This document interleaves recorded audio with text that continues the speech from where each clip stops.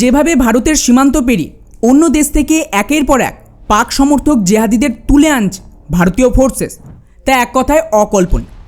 যার আওতায় গত পরশু আরও একটা বড় সফলতা পেয়েছে ভারত, যেখানে আমাদের ন্যাশনাল ইনভেস্টিগেশন এজেন্সি মানে এনআইএ ইউরোপিয়ান দেশ পর্তুগালের সাথে মিলে একটা বড় অপারেশন চালায় এবং most wanted criminal Iqbal Singh শেরাকে পর্তুগাল থেকে তুলে এনেছে। আর বন্ধুরা, এখানে সবচেয়ে ইন্টারেস্টিং ব্যাপার হলো গত মাত্র এক সপ্তাহের মধ্যে এটা কিন্তু দ্বিতীয় এমন ঘটনা যখন ভারত বিদেশের মাটিতে লুকিয়ে থাকা পাকিস্তানের অ্যাসেটস বা সহজ ভাষায় বলে জেহাদিদের ভারতে তুলে আনছে। এর আগেও পাকিস্তানের অবৈধ বাপ তুর্কি থেকেও আরেক জেহাদি যার নাম সেলিম ডোলা, তাকে তুলে আনা হয় অপারেশন গ্লোবাল হান্টের আউট। ফলে এই দুটো ঘটনা থেকে একটা বিষয় তো পরিষ্কার যে ভারত এই মুহূর্তে শুধুমাত্র দেশে না বরং গ্লোবালি অন্য দেশে গিয়েও অ্যাকশান নিচ্ছে। আর এটা ভারতের একটা বড় প্ল্যানের অংশ। কীরকম? তো এই মুহূর্তে গ্লোবালি খালিস্তানি, ড্রাগ ডিলার আর ইসলামিক গোষ্ঠী এই তিনটে মডিউলকে একসাথে ব্যবহার করে ভারতের ওপর হামলার পরিকল্পনা চলছে। এখন এতদিন এদেরকে সরাসরি আমেরিকা, কানাডা আর ইউরোপের সাথে আরব দেশগুলোর সমর্থন ছিল, তাই ভারত দেশের ভেতরে যা ইচ্ছা করলেও বিদেশের মাটিতে আমাদের খুব বেশি অ্যাক্সেস ছিল না। কিন্তু এখন ভারত দুটো বড় অ্যাকশন প্ল্যানকে রেডি করে। একদিকে ডলারাইজেশনের সুযোগে ইউরোপ এবং আরব দেশগুলোর সাথে একটা নেগোসিয়েশন করে ফেলেছে যাতে ওরা আমেরিকা আর পাকিস্তানকে সাপোর্ট না দেয় ভারত বিরোধী অ্যাক্টিভিটিতে। কারণ যদি ওরা এমনটা করে তাহলে আমাদের কাছেও এখন কিন্তু পাল্টা অ্যাকশন নেওয়ার রাস্তা আছে। তো স্বাভাবিকভাবেই এই মুহূর্তে দাঁড়িয়ে ইউরোপ বা আরব দেশ কেউই চাইবে না ভারতকে চটাতে। আর ভারত এই সুযোগে গ্লোবাল হান্ট নামে একটা অপারেশনকে লঞ্চ করে। এর আওতায় একদিকে ভারতের ভেতরেই ক্র্যাকডাউন চলছে, উল্টো দিকে এর থেকে পাওয়া ইনফরমেশন আর আমাদের ইন্টেলিজেন্সের তথ্যের ওপর ভিত্তি করে অন্য দেশের মাটিতেও ভারতের এই হান্টিং চলছে জেহাদিদের বিরুদ্ধে। উদাহরণ হিসেবে যদি বলি তাহলে গত মে মাসে পাকিস্তানের যে প্রেস ক্লাব রয়েছে, মানে সহজ ভাষায় এটা পাকিস্তানের পুরো যে মিডিয়া তাদের সংগঠন বলতে পারে, এরা কি করে করাচিতে ওপেনলি খালিস্তানিদের পক্ষে সাপোর্ট দিতে শুরু করে রেফারেন্ডাম করিয়ে বা পাঞ্জাব ভাঙার উদ্দেশ্য। এর আওতায় ওদের প্ল্যান সিম্পল, পাঞ্জাবে একটা পুরো ইনসার্জেন্সি শুরু করা, যেরকম পশ্চিমবঙ্গে চেষ্টা করেছিল বাংলাদেশি জেহাদিদের মাধ্যমে। আর পাঞ্জাব এবং পশ্চিমবঙ্গ এই দুটো জায়গাতে একটা কমন ফ্যাক্টর রয়েছে, তা হলো এখানকার লোকাল সরকার এতে কিন্তু ডিরেক্টলি বা ইনডাইরেক্টলি সাপোর্ট দেয়। এতদিন যদি আপনারা বাংলায় দেখেন তাহলে মমতা ব্যানার্জির সরকার বাংলাদেশিদের তো খোলাখুলি সাপোর্ট দিত, আর ওদিকে পাঞ্জাবেও অরবিন্দ কেজরিওয়ালের সরকার খালিস্তান তৈরিতে সাপোর্ট দিচ্ছে। আর এটা আমার কোনো বক্তব্য না, এটা কেজরিওয়ালের নিজস্ব পার্টির লোক কুমার বিশ্বাস, যিনি এই আম আদমি পার্টি তৈরি করেছিল কেজরিওয়ালের সাথে মিলে, তিনি এই বয়ানটা দিয়েছেন। তিনি সাফ জানান যে কেজরিওয়ালের প্ল্যান ভারতের প্রধানমন্ত্রী হতে না পারলে পাঞ্জাবকে ভেঙে খালিস্তান বানিয়ে একটা আলাদা দেশের প্রধানমন্ত্রী হওয়া। আর এই জন্যই তো উনি পলিটিক্স আর পার্টি দুটোই ছেড়ে দেন, যাকে নিয়ে বিজেপিরও বয়ান রয়েছে যে কেজরিওয়ালের এই স্বপ্ন কোনোদিন পূরণ হবে না। তো বুঝতেই পারছেন যে পাঞ্জাবে এখন ওনার সরকার আছে, তাই উনি খোলাখুলি খালিস্তানিদের সাপোর্ট দিচ্ছে। আর এটার সুযোগ নিয়েই পাকিস্তানের আইএসআই পাঞ্জাবের ছেলেদের 20,000 টাকা করে দিচ্ছে দেশের ভেতরে টেরর অ্যাটাক করানোর জন্য। মানে ভাবুন এর থেকে বড় থ্রেট আর কি হতে পারে যে আমাদের দেশের একটা পলিটিক্যাল পার্টি আমাদের শত্রু দেশকে সাপোর্ট দিচ্ছে। আর এতে কিন্তু পাকিস্তান অনেকটাই সফলও হয়েছে।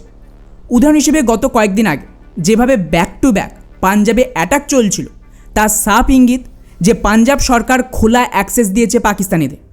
আর এখানে পাঞ্জাব পুলিশ হাত গুটিয়ে বসে রয়েছে, যেভাবে পশ্চিমবঙ্গের পুলিশ এতদিন ছিল। উদাহরণ হিসেবে গত মাসে চণ্ডীগড়ে বিজেপির অফিসের বাইরে গ্রানাইড অ্যাটাক হয়। এর ঠিক পরেই ওদিকে পাঞ্জাবের জলন্ধরে বিএসএফের হেডকোয়ার্টারের বাইরে একটা ব্লাস্ট করানো হয়। এবং এর মাত্র কয়েক ঘন্টার মধ্যে ওদিকে অমৃতসরে ভারতীয় আর্মির কন্টেনমেন্টের এরিয়াতে আরেকটা ব্লাস্ট হয়। এছাড়াও পাঞ্জাবে বিজেপি নেতাদের বাড়িতে অ্যাটাক তো নর্মাল হয়ে গেছে, যেখানে একদিকে গ্রানাইড অ্যাটাক হচ্ছে তো গত মাসে দুটো বিজেপির অফিসে ব্যাক টু ব্যাক অ্যাটাক হয়।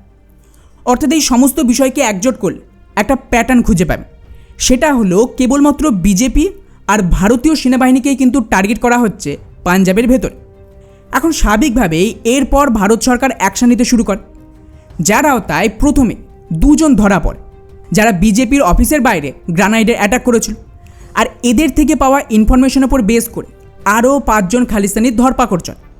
এবং যখন এদেরকে ভালো মতন পালিশ করা হয় তখন গিয়ে জানা যায় যে এদেরকে অ্যাকচুয়ালি পর্তুগাল আর জার্মানি থেকে অপারেট করা হচ্ছিল। আর জার্মানি তো স্পেশাল, ওটা তো ভারত বিরোধীদের আতুরঘর, এটা আমরা সকলেই দেখছি। যাই হোক, কিন্তু বিজেপির ওপর অ্যাটাকের চেয়েও সবচেয়ে গুরুত্বপূর্ণ ছিল আর্মির ওপর হওয়া হামলা। আর সেনার ওপরে যে টুইন অ্যাটাক হয় তাকে কিন্তু সরকার খুবই সিরিয়াসলি নেয় এবং এই হামলার সাথে জড়িত দুজন জিহাদি মুসলিমকে সাথে সাথেই ধরা হয়, যার মধ্যে একজন মুসলিম ট্যাক্সি ড্রাইভার ছিল, নাম উমার।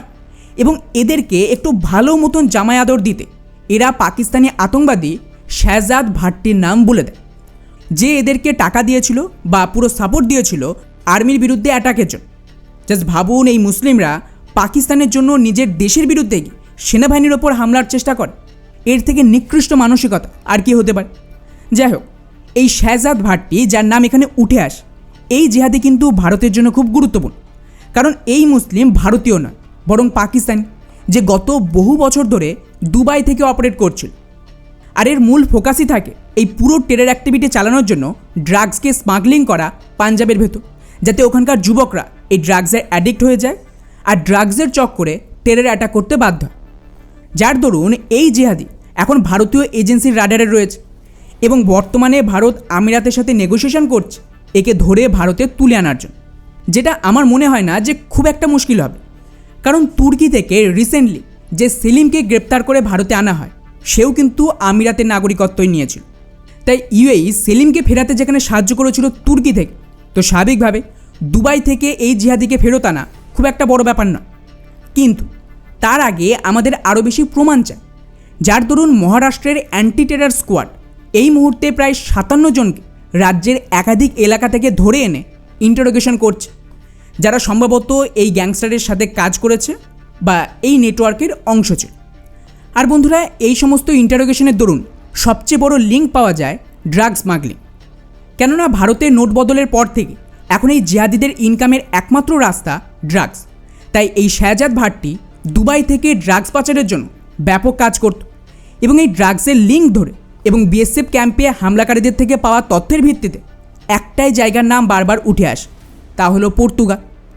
আর ভারতীয় ইন্টেলিজেন্স যারা এই পর্তুগালে নজর রেখেছিল তাদের দেওয়া রিপোর্টেই ইকবালের নাম পাওয়া যায়, যে ইসলামিক গোষ্ঠী হিজব উল মুজাহিদের সাথে যুক্ত ছিল এবং ড্রাগসকে ব্যবহার করছিল পাঞ্জাবে খালিস্তানি আর ইসলামিক জিহাদকে প্রমোটের জন্য। যার আওতায় ভারত সরকার ডিপ্লোম্যাটিকভাবে পর্তুগালের ওপরে চাপ দিতে পর্তুগালের ফোর্সেস ভারতের সাথে মিলে এই ইকবালকে আটক করে এবং ভারত তাকে ফিরিয়ে এনে এখন এর ওপরে ইনভেস্টিগেশন চালাচ্ছে। আচ্ছা, ইন্টারেস্টিং ব্যাপার হলো এই ইকবালকে ধরতে এক এক করে বাকি জিহাদিদের নাম বেরিয়ে আসছে, যেখানে গতকালই জম্মু কাশ্মীরে 2 জন মুসলিমকে গ্রেপ্তার করা হয়, যারা পাকিস্তানি আতঙ্কবাদীদের ডিরেক্টলি সাপোর্ট দিচ্ছিল ভারতে অ্যাটাকের জন্য। অর্থাৎ দেশের ভেতর আর বাইরে চারিদিক থেকে এই খালিস্তানি, ইসলামিক জিহাদ আর ড্রাগস ডিলারদের যে নেক্সাস ছিল তাকে ডেস্ট্রয় করা হচ্ছে।